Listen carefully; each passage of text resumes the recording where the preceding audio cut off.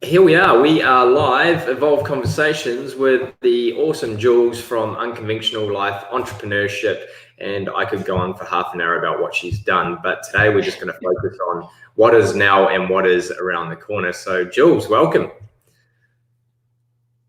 Hey, Steve. Hey, everyone. Good to be on here from New Zealand to Colorado and whatever amazing other backdrop you've got behind both of us.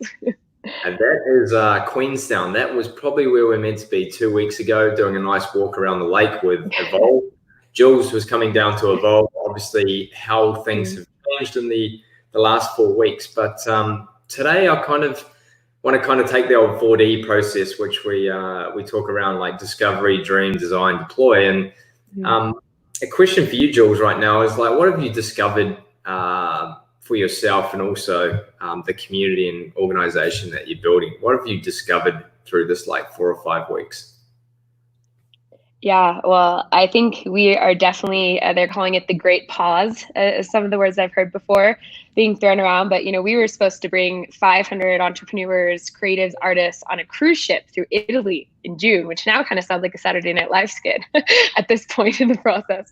And, I think what's been interesting is to see so many of us, including, Evolve and our community and other communities, start coming together in ways that we haven't historically, and the rate of collaboration being shortcutted. And a lot of the intention for the event was around bringing this conversation of what does it take to co-evolve when we've been the biggest fish of our individual ponds or our businesses or the communities we built. How do we almost step away from that to step into something greater? And I would have never imagined that conversation would be alive in the world via COVID-19, but I don't think any of us did. But to start to see a lot of those new networks forming together, I mean, it's part of what the mission is behind Evolve as well, has been, really interesting. And I also personally have been undergoing a death of many sorts just for my own, I think, identity. There's been a lot that's been below the surface. And as someone who's historically on the move so much, wasn't coming to the surface, and actually give that some time and space and start to work with that as well. I feel like I personally am making the space for my next evolution, even externally, as we're making the space for our collective evolution. So it's intriguing that you say the whole death in turn, and a lot of people are talking about this whole surrender piece. Is like we have time to finally surrender and let go of so much to kind of find calm and peace, to kind of peel back the snake skin to re-evolve into this new being that's around the corner. So intriguing times, and I know you're super talented as an artist as well. And your music, and I see you've kind of dived deep into that while you've been through this isolation. How is the discovery on that side, and how is that kind of evolving your music and your creativity on that side? Yeah, I mean, I feel like, coming back to the ship, I had so much momentum that was going. And then as soon as like COVID-19 hit, it literally felt like I hit a wall. And it was like all of the momentum, that energy dispersing in other ways. And there were so many moments where I just like couldn't get the energy that I had like back up again. And I was like talking to friends, and they're like, well, you just had to pivot this huge event. You've been working really hard. It makes sense that you're having trouble with your energy. And I'm like, but I don't even feel like myself. And so instead of staying in that inquiry for too long of like, why do I not feel the same way or drive or desire that I've had before, it was like, what other ways does that energy want to express? And I find art for myself, like it's such a shortcut to our heart, and it creates feeling and experience in a lot of different ways. And so like I'm also hypersensitive, and I think a lot of us are, whether we call it intuitive or we're aware of our, synchronicities and different things like that, that all of the motion of COVID for me, like nervous system wise, really started to blow me out as well. And I was just having a lot of like feeling emotional randomly and all these things that felt disproportionate to my own personal experience. And so I find art was like one of the very few mediums that has allowed me to find relief personally in it. And like we've written 3 different songs. One of them is actually going to be used as part of a government theme song for this guy who's running for election here in the States for independent candidate. And so a lot of unique things that I wouldn't have expected, is starting to happen. And I think a lot of it is just like prioritizing what really is on my heart rather than what I think I should be doing, such as I think I should be creating X collaboration, or I think I should be making X thing happen in my business. It's like once those, opportunities or handcuffs are on, it's like, okay, well now what really wants to come through? And for me, that is the artist way. And so we're doing like music live streams, and I've got different things in the queue for various music festivals virtually that are happening. So yeah, it's been interesting transition. That's awesome. And just to feel, and we had a deep and meaningful conversation a couple of weeks ago when we were meant to be doing this conversation, and then a freak snowstorm literally took out your internet, and just your energy within the last couple of weeks is just, I can feel it, hear it, and hear it, is that we had so much noise being event and experience creators on both sides of the world, and like there's just so much noise about do this, pivot, and we were kind of like, wow, we've just spent so much energy getting to a point of launching these events to then go, wow, there's this massive dent, and as you said, feeling the pain around the planet right now, and as you said, call it empath or whatever, is that you can feel it, you can hear it, you can see it, but to know that and seeing all your lives around your music, and just seeing how that's connected back into your heart. And as you said, and what Jules creates is something pretty spectacular. And like we talk about synchronicities, when we're trying to find amazing speakers around the world, we had a massive stream coming through around female speakers, and Jules is one of them. Jackie Nutshell, which is a friend of ours and part of Unconventional Life, Zach Benson, and Brady. So there's like 4 people that popped up. And I was like, it was so hard to track down these unconventional humans traveling around the world. We end up getting to Bali, and we send a quick message to people, and they're like, we're 300 meters around the corner at this event called Unconventional Life. So the synchronicities to bring great people together is pretty magic, of what you've created. And it was the first time I started using, instead of bringing like-minded people together, which I've done for a long time, what I experienced at Unconventional Life is like where like-minded and like-hearted people come together. And well done on what you've created and what you continue to create in Unconventional Life. But that was a weird 3 or 4 days. Spectacular. And I have you to thank to really, like, Sarah literally frothed out for like 3 hours with Jackie around the flow state and everything like that. So you've cultivated probably 4 or 5 really close friends and relationships for me. So I'm super grateful for that. Yeah. Yeah. Well, I remember that being in Bali and getting to meet you all. And I think that's the power of it too, when you find like-minded and like-hearted people. And those of you that are in this group or that might even be tuning into this, it's like, we need each other, and it's not even just having, people that you network with, but it's like, I call it the super homies. It's like the people that really are willing to track and grow and evolve with you. And I think with that too, like as leaders, it's an interesting time we're in, at least personally, as someone who's been leading and creating. I feel like for a long time, I've been on the front lines, or Jackie as well, pioneering these new conversations in the world, or consciousness into the world, or evolution into the world. And now our whole world is in this collective uprising. It's like our planet like put her foot down and was like, nope, in order to get to where we need to do a full reset.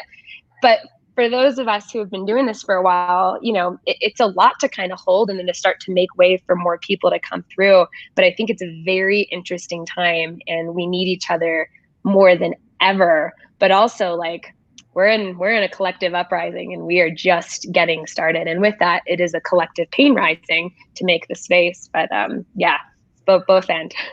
How super exciting it is to have this. Like, I firstly want to pay respect to everyone that's going through pain and hurt and working their asses off, like frontline staff, keeping this world spinning in the right direction and keeping this virus at bay. But isn't it so exciting and grateful that this has happened in our lifetime? And I have to be like that around we're finally people are not like Unconventional Life and these other communities, is when we talk about heart-centered conversations and consciousness, people are like, oh, they're a little bit right of center, and I don't know about that. Now, literally every organization is talking about we need to be more human, we need to be more centered, we need to make conscious conversations. Like, how cool is it? I'm pretty grateful. Yeah.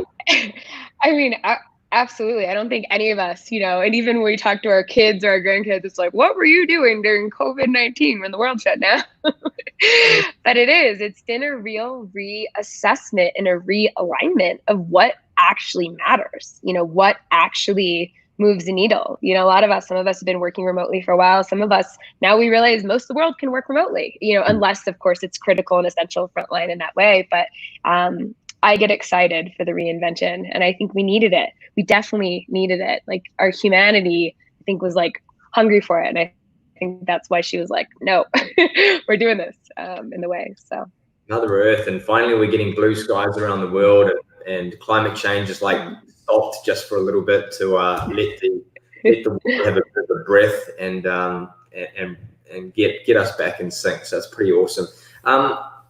What's your dream right now, and has that kind of changed over the last 4 to 5 weeks? Yeah. My dream every day right now is staying present with what is, like, genuinely. Like, it's like, I've always been someone where I like to have like a vague frame for where I feel like I'm going, but I'm not too attached to the details, because I find there's the agenda that I personally want, and then there's like universe or God or source's agenda, and it's like the secret menu, and whatever shows up there is always way better. So it's like I try to like have at least a North Star direction I'm going towards, but then allow for a lot of space to kind of show up. And I've built my company the last 4 or 5 years or so has been on live experiences, the business of transformation. So what does it take to actually create defining shifts in our personal lives and in our companies? But the way that we've done that, through these exotic locations like Madagascar or Chile, where you're going to be, in the Mediterranean, like, it's all kind of coming into question. And then from there, people would come into these great experiences. We would have different coaching or various other support resources for our community members. And now it's like, what do we do with this, right? Like, what is the model now? And so in some ways, I feel like how it was like 5 or 6 years ago when I first got started, which was after this near-death experience I had, where I was like, it was all new. And it was like, is this going to work? Well, people, like, retreats weren't even a thing back then. Like, now everyone is doing experiences, but it was like, will people pay for this? Is this even interesting? So in some senses, it all feels like we're innovating in real time. And I also think our access to resources and to opportunity is even more infinite than it's ever been. I mean, everyone's home right now, musicians, entrepreneurs, all of us, right? So it's like to have conversations with people, or to get, music heard, or to get ideas heard, there's actually space for the first time for that. So it's like certain variables are handcuffed, other variables are open, and it feels like a whole lot of innovation right now. But I would say for me, I'm in the ideating phase. I'm taking it in, trying stuff on. We do these like weekly entrepreneurship calls. Like, we did breath work on one of our last calls. And then, we've got Layla Martin, who does like tantric sexuality and other stuff on this next call, and we're doing this like movement thing on the other one. And so we're trying out a lot of different stuff, both virtually and then also in person, and seeing what sticks. But I think my personal win is like, if I can stay present with how I'm feeling every day, move my body if it's warm outside and not a freak snowstorm or whatever it is, then I'm doing pretty good. And, at the end of the day, I think there's a lot to be grateful for. And I don't feel like I was as impacted by the amount of gratitude I've had in my life up until recently. Like, I think I just took so many things for granted that now it's like getting to review all of them and actually receive so much of what I've built. And I think that relationship of being able to receive what I've been doing while also giving is allowing even more opening for what my goals are and where I'm headed and what wants to come through.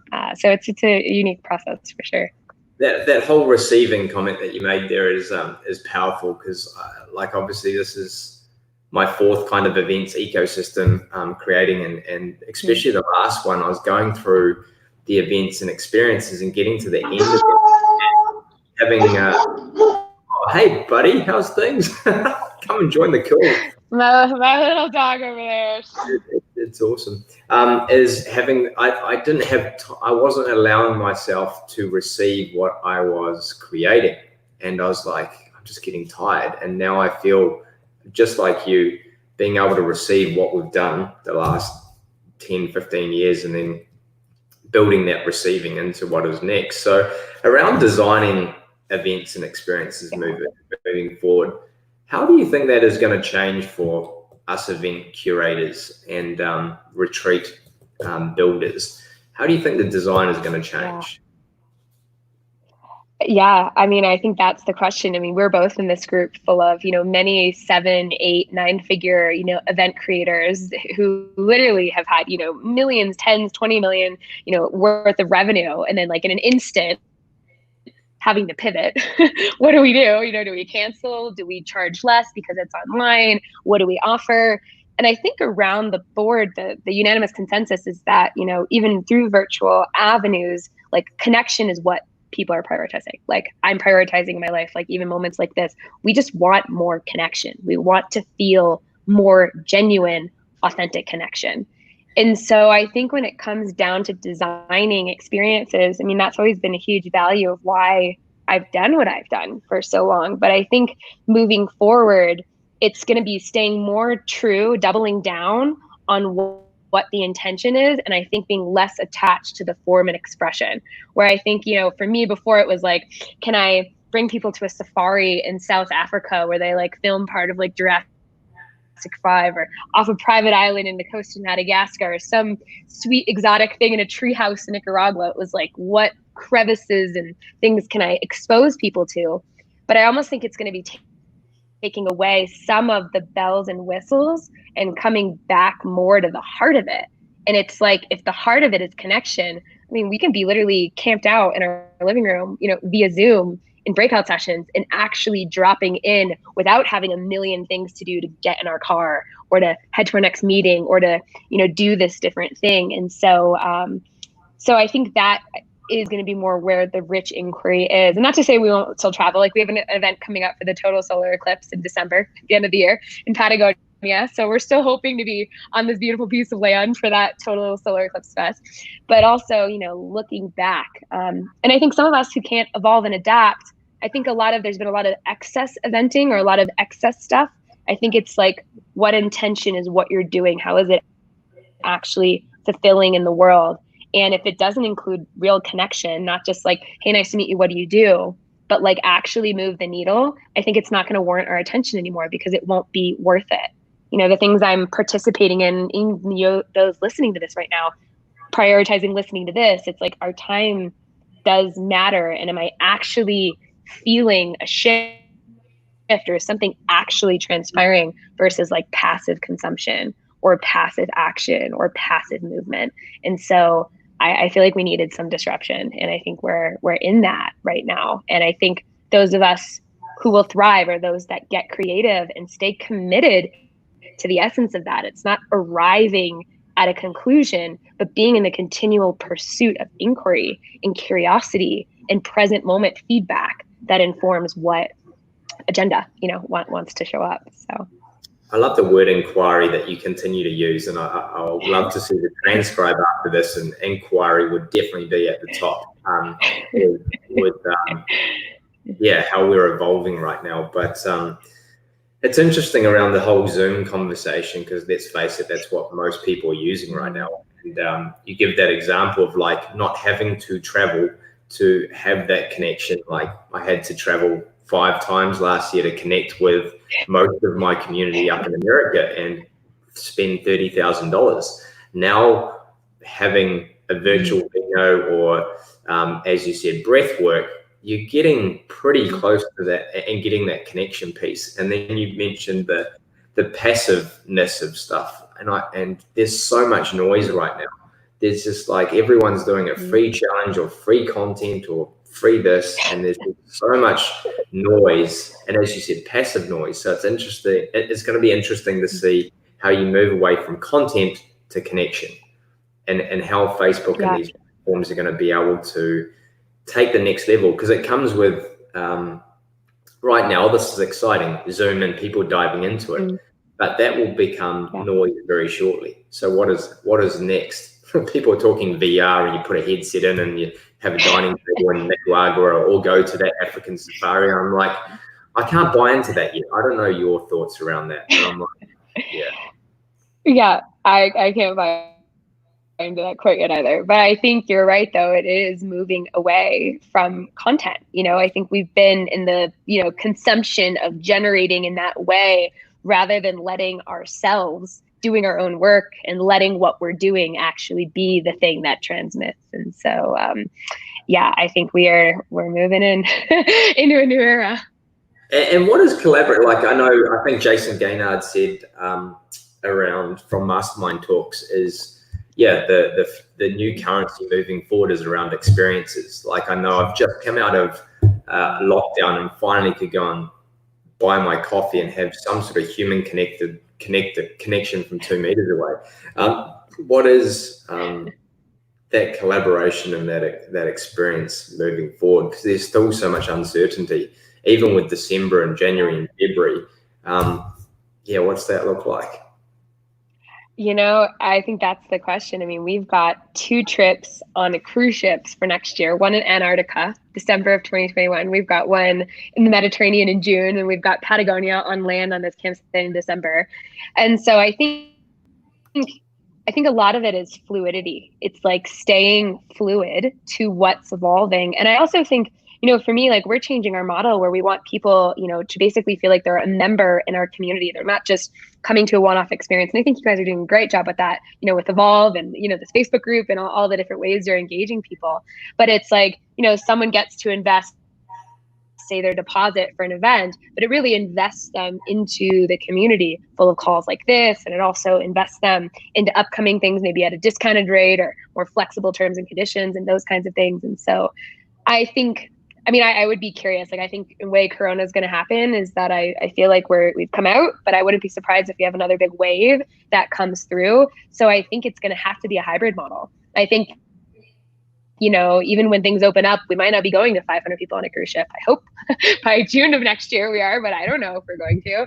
And so it's like getting to use both technology with experience. Can we be in person, but can we also have a live stream component that opens it up to more people? Or can we actually recognize it's not maybe about the masses so much anymore, but it's like that one-to-one conversation? And I noticed in my energy, I had someone ask me, he's like, what are you working on? What's your big thing? And I'm like, for me, it's these one-to-one pocket conversations like that we had 3 weeks ago, that actually feel like they're nourishing me and moving the needle, rather than trying to be out there on my like soapbox or whatever it is, sharing content and sharing inspiration and sharing whatever.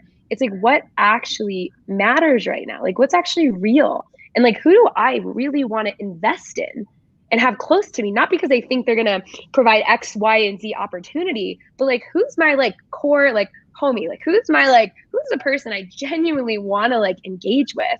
And I would rather that circle be much smaller and much fewer, and even coming to experiences, even having that stage be much more intimate, such that I think for me creates more value. And I also think for the world right now, I think we're wanting that, we're craving that.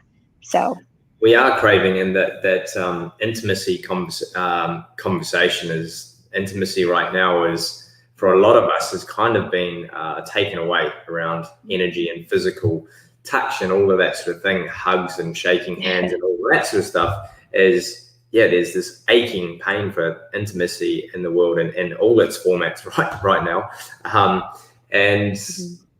I'm totally with you with that whole alignment piece. Is like, it was always, it was about 200 people. How do you make the model work, and sponsorship and this and that, to go, what, the new thing is around how do we make sure that everyone is coming to this event or experience and having a sense of belonging and home, that you are happy to sit down and have a dinner conversation with, or invite them around. Like, this is the whole home and belonging that people are aching for.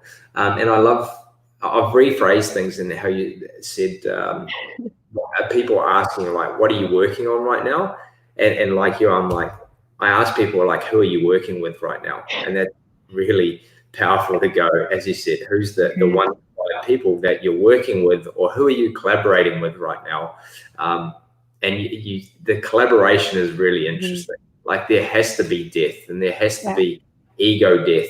And I'm putting up my hand totally around being able to go, how do you build a truly collaborative model that hasn't been designed, nourished, or nurtured yet? So, completely. I was going to say, and a lot of it almost looks like leading from the back, like you're generating leadership from the back rather than like being, you know, exposed on stage in the front. At least that's how it's been doing it for me lately. So. Well, I was going to comment that we had a speaker a couple of years ago, the All Blacks coach, I'm not too sure. Colorado, you might know about rugby because it's quite big in Colorado, but the most successful coach of all time came up and spoke, and he talked about how to turn the mindset of the team around, and from this culture of very authoritarian, this is what you do on the pitch, to he's like, literally, we made the decision is that we have enough collective talent on this team that I just need to be your guide. I'm now going to move myself. Literally, it was always the coaches in the front of the bus, get off the bus first, and then the team would lead behind, to saying we all changed it. Management and the coaches sat at the back of the bus. We knew we had the best talent, and so did the players. They just needed to be guided. And then that was literally the transformation of the All Blacks to win 92% of the time. So I thought that was intriguing in its way. The collaboration and the journey and the quest to bring tribes together, and I know that's what you're working on, and we're all kind of like diving into deep conversations to go, how do we make this sustainable, impactful, and potentially scalable around the world? There's so many great tribes around the world. Where are you getting to on that front around the collaboration model? Yeah. Well, I think more than anything, I feel like as a society or as a world, we've gotten used to historically compartmentalizing a lot of pieces of ourselves or a lot of components of our self-expression. Like, these are the people that I play rugby with, for example. These are the people that, you know, I work, you know, my kids with. These are my kids' friends. You know, these are the people that I work with. And, you know, these are the, you know, people that I do my art with. And I think we're in this space now where the compartmentalization just isn't working anymore. It doesn't work. We feel, you know, this yearning, whether you feel it when you go to bed at night or, you know, during your day or whatever it might be. And so I think it's like putting, you know, starting at the level of self, we're blowing the parameters off of what's appropriate. Can I bring vulnerability in a business setting? Like, there's stuff I've said from stage at Unconventional Life that I'm like, did that just really come out? Like that story that you like thought you were going to tell no one, and next thing you're saying it's like a couple hundred people. I'm like, oh my God. And like, it happens a lot, but it's like vulnerability and the ability starting at self to expose in real time what we're dealing with, not like transformation then come back and pretty packaged model. Like, that's what's actually working. And so, you know, even myself, like my music and my art, that was something that it was like this super shy part of myself. And then like COVID-19 hit, and I was like, I have 19 done songs. I've been working with the Canadian government on all these grants. Like, I have all this like momentum with this music. Like, what am I doing, Jules? Like, put it out there. And I think for all of us, it's this invitation. Like, what are you afraid of? What have you been hiding, or what have you been unwilling to incorporate? And I find that wherever we move forward, it's bringing all pieces of our self-expression to the table. And from that place, when we're fully fed at the level of self, will the next iteration, collaboration, show up. And, you know, I was talking to the comedian JP Sears on the podcast not long ago, and, you know, a big comedian guy, and he literally for 18 years did coaching and like did kind of okay with it. And the moment that he brought satire and comedy to his videos, he started getting 100 million plus, and he like blew up because he finally brought that piece into his world. And so I think creation isn't just in compartmentalization of what's my outcome, but rather in like, hey, I'm going to come bring my full self-expression. You're going to bring your full self-expression. He's going to bring her full self-expression. I think that's actually the invitation. And inside of that, it's like, who can I feel safe around to do that with? What's the space that I feel comfortable to take my masks off? And like the other week, like when I'm feeling down and super shitty, which frankly has been a lot of days in the last few months, like, can I have space for that too? can I also acknowledge that in order to hold light and to transform and to be a leader, that means there's going to be an equal and opposite degree of darkness and stuff for me to feel such that I can stretch my range. And I think we focus so much on the goal or the transformation or the end that we forget and we discount the shit and the process that we go in along the way. And then when we're in it and we have a bad day, we think there's something wrong. Oh, better get to feel better. Better go do something to make myself feel nice again. Better go have that inspirational conversation rather than like, can I recognize this is just as equal as a part of the spectrum? And so it's a roundabout way of answering your question, but I think that it's really prioritizing the spaces where we can have full range of ourselves and to bring all of ourselves. And that's what I've been seeing, with our entrepreneurship calls that we do every week. We do these like Transform Your Tuesdays thing. And I'm starting to see that all over in the various Facebook. I think we talked about this on the last call, is like being able to just sit in the, and what this COVID has given us, or this time in life right now has given us, is time to be able to sit in the shit and process it versus having to get back on the train to get back to work. Is like we've actually had some time and space to, on those dark days, is not quickly jump on the phone and go down a rabbit hole to try and solve that. I know I've kind of sat with it for a little bit longer, journaled, and kind of go, why am I feeling this shit today? And kind of processing. Whereas I think before, we weren't even having any time to process anything. It was just going like that. So, and your whole thing around, and there was a study of death or something, I digress right now, on some podcast, and the amount of people that go to their grave with some sort of resentment or regret that they didn't do in life. And I don't know if you've come across Phil McKernan, but I had a chat with him yesterday from Brave Soul and Brave Heart, and he's got this kind of movement around one last talk, getting people to get up on stage. And it's like, if you had one last talk to share with your child, your wife, your partner, your organization, what would it be? And I think that psychological safety that everyone thought they had to go to an event or an experience or a face-to-face, what Zoom has kind of given to us, because a lot of people are like, I can't talk to a counselor and just have a chat to my mate. But the Zoom, being able to see facial and pick up the energy through a Zoom call, is psychological safety is just now is actually another option. So you can take the journey and the quest through psychological safety by being part of a community that gives you permission to be your authentic self, but then coming together in a live event and experience to celebrate and lean into the actual energy. So it's pretty exciting that what we're going through. So so grateful for all your wisdom, your music, your everything. You're willing to kind of have the deep chats like we did the other day. I was just like, we're not talking any business. Are you doing a bit shit right now? I'm like, yeah, I am too. I'm like, man, my hot air balloon is fucking deflated. Like, let's just have a chat about that. So I just love your realness and what you're creating. And I can't wait, because it's literally my birthday in Patagonia to get to the So, I will definitely make that happen, and I'll be sharing some links, because I just love your, what's it called? Tuesdays? Hello Sailor Tuesdays? I can't remember what it's called.